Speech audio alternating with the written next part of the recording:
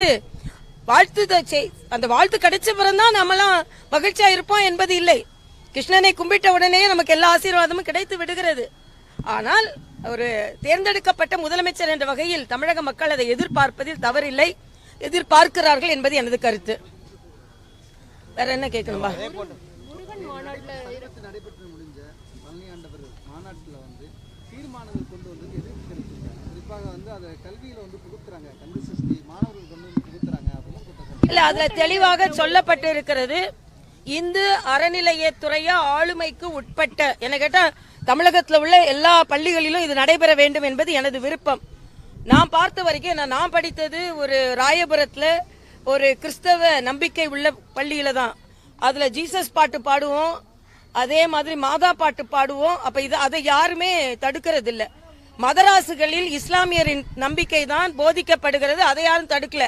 இதே ரவிக்குமார் இந்த இந்து கோயில்களில் வந்திருக்கின்ற வருமானம் நமக்கு தேவையில்லை என்று சொன்னால் நாங்கள் ஒத்துக்கொள்வோம். ஆக இந்து கோயில்குள்ள வர வருமானம் தேவை, இவர்களுக்கு அது தேவை, ஆனால் இந்து நம்பிக்கை தேவையில்லை என்பதை எப்படி ஒத்துக்கொள்ள முடியும்? இதே எதிர்ப்பை இல்ல இந்து கோயில்களோட காசை எடுக்காதுங்க, அரசாங்கம் எடுக்க வேணாம், அது மதச்சார்புள்ள காசு அப்படின்னு சொல்லி இருந்தீங்கன்னா நீங்க நடுநிலையாளர்கள்.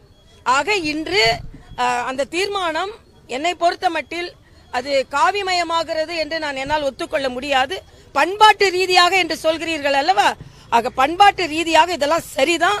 இன்னும் சொல்ல போனா கந்த சஷ்டி கவசத்தில் கொடுக்கப்பட்டிருக்கின்ற அந்த பொது கருத்துக்கள் குழந்தைகளுக்கு சென்று சேர வேண்டும் என்பதான் எனது கருத்து. பள்ளிகள்ல அந்த மாதிரி சொல்லும் போது இப்ப கிறிஸ்தவ பள்ளிகளா இருக்கட்டும், இதுக்குன்னு கிறிஸ்தவ பள்ளிகளா இருந்தாலுமே கல்வி மட்டும் தான் போதிக்கப்படுதாங்க.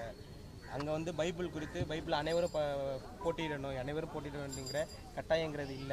அந்த மாதிரியான போட்டிகள் நடத்தப்படுவதில் அனைத்து மாணவர்களுக்கு இல்ல பைபிள் சொல்லி கொடுக்கப்படுகிறது. பைபிள் கருத்துக்கள் அங்க பேசுறேன். பைபிள்ங்கிற ஒரு எடுத்துக்காட்டு அந்த மாதிரி மத புத்தகங்கள் சார்ந்து மத புராணங்கள் சார்ந்து நடத்தப்படுவதில்லை. இல்ல இது மத அப்படிங்கறதுனால இந்த மாதிரி கந்த சஷ்டி கவசத்தை கல்வியில ஏன் நம்ம இது பண்ணணும் அப்படிங்கிற மாதிரி இல்ல பண்பாடு என்பது வாழ்வியலோடு ஒத்து போவது.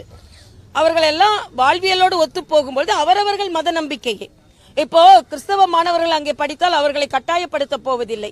ஆக இந்து அறநிலையத்துறையை சார்ந்த பள்ளிகளில் தான் இது நடத்தப்படுகிறது என்று சொல்கிறார்கள். நான் ஏற்கனவே சொன்ன மாதிரி இப்ப நீங்க சொல்றீங்களே, அப்பனா கிறிஸ்தவ கோயில் மசூதிகளில் இருந்த வருமானத்தையும் நம் அரசாங்கத்திற்கு பயன்படுத்த வேண்டும் என்று ஏன் இவங்க சொல்ல மறுக்கிறார்கள்? ஆக நம்பிக்கை என்று வரும்பொழுது இதை சொல்பவர்கள் வருமானம் என்று வரும்பொழுது ஏன் சொல்லவில்லை? அப்படி என்றால் இந்து மத கோயில்களில் இருந்து வருகின்ற வருமானம் மதம் சார்ந்த வருமானம், காவி வருமானம், அந்த காவி வருமானம் நமக்கு தேவையில்லை என்று அவங்க சொல்லட்டும், அதற்கப்புறம் நான் பதில் சொல்லலாம். நேற்று நடந்த பொதுக்கூட்டத்துல திரு அண்ணாமலை அவர்கள் எதிர்க்கட்சி தலைவரை தற்கொலைன்னு குறிப்பிட்டிருக்காரு, தவழ்ந்து போனவர் அப்படின்லாம் சொல்லியிருக்காரு. அதுவும் அந்த மேடையில ஒரு எதிர்க்கட்சி தலைவரை ஒரு அரசியல் கட்சியுடைய பொதுச் செயலாளர் அந்த மாதிரி குறிப்பிடுறது எப்படி பாக்குறீங்க? இன்னொரு தலைவரின் சொற்பொழிவுக்கு நான் பதில் சொல்ல வேண்டான்னு நான் நினைக்கிறேன். அவர்களுக்கு என்று ஒரு பாணி இருக்கும் பேசுறதுல. நான் மேடையில இருக்கேன், கட்சியிலையும் நான் தான் இருக்கேன், ஒன்னும் பிரச்சனை இல்ல. அவர்களுக்கு ஒரு பாணி இருக்கணும், அது அவர் இல்ல, அதாவது சொன்ன அவர்களுக்கு என்று ஒரு பாணி இருக்குது, அதை நீங்க அவர்கிட்ட கேட்டுட்டீங்கன்னா சரி. என்னை பொறுத்த மட்டில் நான் என்ன பேசினேன் அப்படின்றது வேணா சொல்லலாம். அது அவரு பாஜகவின் மாநில தலைவர், அவர்கிட்ட போய் கேட்டீங்கன்னா பரவாயில்ல.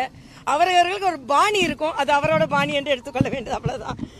என்னை பொறுத்த மட்டில் தலைவர்களுக்கு என்ன மரியாதை கொடுக்க வேண்டுமோ அது கொடுக்க வேண்டும் என்பது எனது கருத்து.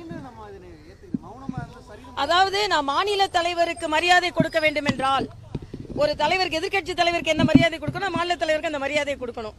மாநில தலைவருக்கு மரியாதை கொடுக்கிறேன் என்றால் அது அவரது பாணி என்று கடந்து சென்று விடுவேன். மற்ற தலைவர்களுக்கு மரியாதை கொடுக்க வேண்டும் என்றால் வார்த்தைகள் சற்று கடுமையாக இருக்க வேண்டாம் என்பது எனது கோரிக்கையாக இருக்க முடியும் என்பது எனது கருத்து. திமுக அதிமுக கூட்டணியே கிடையாதுங்கிற